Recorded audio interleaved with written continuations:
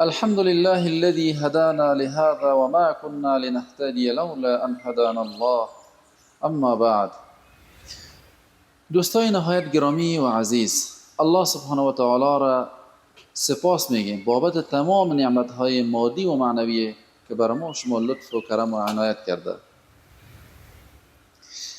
عزیزای دل، چرا با وجودی که زحمت میکشیم، تلاش میکنیم، عرق بریزانیم، اما زندگی ما بی برکت است؟ خیر و برکت از زندگی ما از بین رفته. با مشکلات فقر، بیچاری و ناداری دست و پنجه نرم میکنیم. اگر متوجه شده باشین، اکثریت از دوستای ما دمی حالت از زندگی به سر میبرن و همیشه سوال میکنن که چرا با وجودی که ما زحمت میکشیم اما به اصطلاح عامیانه خودشان یک مدو نمیشه. دوستای نهایت گرامی، این مشکلات در زندگی عوامل مختلف خود داره که اگر متوجه شویم و این مشکلات ما حل کنیم، الله سبحانه و تعالی خیر و برکت در زندگی ما ایجاد میکنه.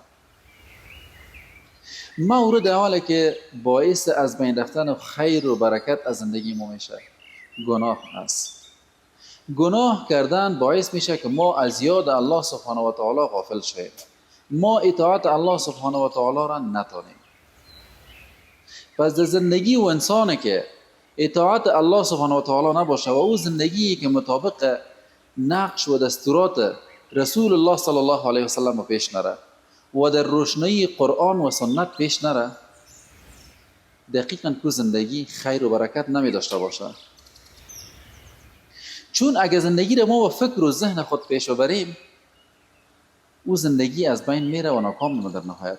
چون عقل و فکر ما قاصر است و کوتاه است و نمیتونیم تمام مسائل زندگی را به درستی تجزیه و تحلیل کنیم و راه درستش انتخاب کنیم.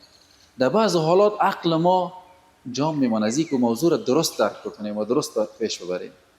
لذا ضرورت به ایجاد میشه تا یک منبع داشته باشیم که از او استفاده کنیم و ما را راهنمایی کنه که چگونه زندگی را به وجه احسنش که هم دنیای ما آباد باشه و هم آخرت ما از بین نره و پیش ببریم. لذا این زندگی باید در چوکات شریعت، در راهنمایی های قرآن به پیش برده شود تا این زندگی دارای خیر و برکت باشه. و اگه خلاف از پیش بره، یعنی شب روز ما در گناه و معصیت الله سبحانه و تعالی سپری شود، طبیعی است که این زندگی هیچ وقت یکش دو نمیشه. پس عزیزای دل، او دوستایی که زندگیشان در این حالت قرار دارن، یعنی برکت از زندگیشان رفته، همیشه با وجودی که تلاش میکنن، با وجودی که زحمت میکشن، با فقر، بیچارگی و تنگدستی روبرو هستن، اونا متوجه اعمال خود باشن، متوجه از این شوند که آیا گناه میکنن در شب روز خود یا خیر. مورد دوم عزیزای دل، ناسپاسی است. علل خصوص در جامعه‌ای که ما و شما زندگی میکنیم، ناسپاسی از طبقه مردای ما شروع تا طبقه زنان در همه طبقات مباهرت دیده میشه. با وجودی که الله سبحانه و تعالی تمام نعمتهایش بالای ما شما لطف و کرم ارزانی کرده، اما ما ناسپاس هستیم. الله سبحانه و تعالی از صحت سالم شروع تا زندگی، تا فامیل، تا خانه، زمین، موتر، اولاد، همه چیز برای ما و شما داده، اما ما هستیم که یک روز شکرگزاری الله سبحانه و تعالی را نکنیم. اگر طبقه مردای ماست از کاروبار خود شکایت داره، از اولادای خود شکایت داره، از فامیل خود شکایت داره، خلاصه از هر بعد زندگیش که امرایش صحبت کنی گله میکنه و شکایت داره و ناراض است. سیاسرای ما خو وظیفهشون اینه میشه تقریبا، البته تمامش هدفم نیست، اما اکثریتشان کسایی هستند که از شوهرشان شروع که ناسپاسی میکنن و شکایت میکنن، با وجودی که تمام زندگیش صرف خدمت از زمین سیاست کرده، اما باز هم وقتی که یک دوای معمولیشون نمیشه، اینمی ورد زبانشون گشته که تو چی کردی برای من در تمام زندگی؟ کالا برای من نخریدی، طلا برای من نخریدی، فلان جا برای نبردی، فلان کار نکردی.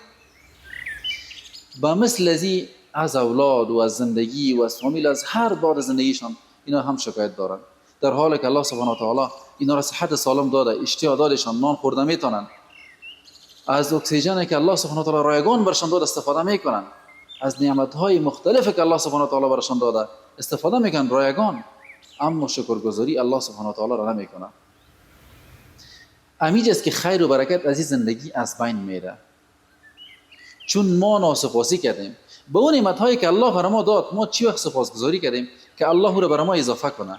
پس او دوستایی که هم زحمت و تلاش میکشن و هم زندگیشان با مشکلات فقر و بیچارگی و تنگدستی روبرو است، اونا یک بار متوجه شوند که آیا سپاسگزاری از اون نعمت‌هایی که الله سبحانه و تعالی بر از اینا داده کرده یا خیر.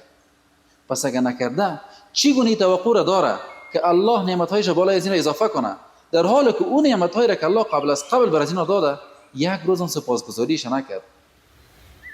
و سپاسگزاری عزیزای دل فقط به زبان نیست که بگی یا الله شکر، بلکه در عمل باید نشان بدی که آنچه که الله سبحانه و تعالی برات داده تو را در راه الله سبحانه و تعالی استفاده میکنی. اگر صحت سالم دادید عبادت الله سبحانه و تعالی را میکنی، اگر زبان دارید با این زبان دعوت میکنی، سخنهای خیر میزنی، و اگر چشم دارید هم به نامحرم نگاه نمیکنی و مثل ازی از دست و پایت و از تمام وجود و از تمام نعمت هایی که الله سبحانه و تعالی برات داده استفاده خیر و مثبت میکنی. اینا میگن سپاسگزاری و شکرگزاری از نعمت های الله سبحانه و تعالی. پس عزیزایی که سپاسگزاری نمیکنن، شکر الله سبحانه و تعالی را نمیکشن، اونا متوجه باشن که شاید یکی از عواملی که باعث از بین رفتن خیر و برکت از زندگیشان شده مسئله ناسپاسی و شکرگزاری نکردن در برابر نعمتهای الله سبحانه و تعالی باشند. و مورد سوم قطع صله رحمی کردن است، یعنی با اقربا و قوم خویش و دوستای خود رفت آمد قطع کردن است. چون اکثریت مردم ما به این ذهنیت و به این مفکوره هستند که اگر ما با دوستا و اقربای خود رفت آمد میکنیم زیاد، این باعث ضعف اقتصاد ما میشه، چون ما باید مصرف کنیم که مصرف زیاد در نهایت باعث ضعیفی اقتصاد ما میشه. در حالی که رسول الله صلی الله علیه و سلم میفرماید هر کسی که از بین شما میخواهد که عمرش طولانی و رزقش زیاد شود چی کنه؟ صله رحمی کنه. صله رحمی به این معنی که با اقربا و دوستای خود رفت آمد کنه، از اونها احوال بگیره، پرسانشان نکنه. ایت نکنه که در خانه خودش باشه و در خانه خودش باشه سالها پرسانی که دیگر نکنن و رفت آمد نکنن. چرا؟ که والا ما ضربه اقتصادی باید نخوریم. مگر کسی را که الله سبحانه و تعالی در شریعت صراحتا تو را منع کرد از رفت آمد با او، در اون صورت الله سبحانه و تعالی تو را نمیگیره. اما غیر از او با تمام دوستا رفت آمد کردن و صله رحمی کردن، این از امور شرعی ما و شما است. و شاید این دوستایی که زندگیشان خیر و برکت نداره، یکی از عواملی که خیر و برکت از زندگیشان از بین برده قطع کردن رفت آمد و صله رحمی با اقربا و دوستایشان است. پس عزیزای دل، خصوصا او دوستایی که در این مشکلاتی که ذکر کردم قرار دارن متوجه باشن که این سه عمل متوجهشان بسیار جدی، که اگر این سه عمل در وجودشان است این اصلاح بسازن تا که الله سبحانه و تعالی مشکلات اقتصادی و خیر و برکتی که از زندگیشان از بین رفته او را دوباره با برکت بسازه و این مشکلاتی که اینا به امرش دست و پنجه نرم میکنن همشون حل بسازه. سبحانك اللهم وبحمدك اشهد ان لا اله الا انت استغفرك واتوب اليك.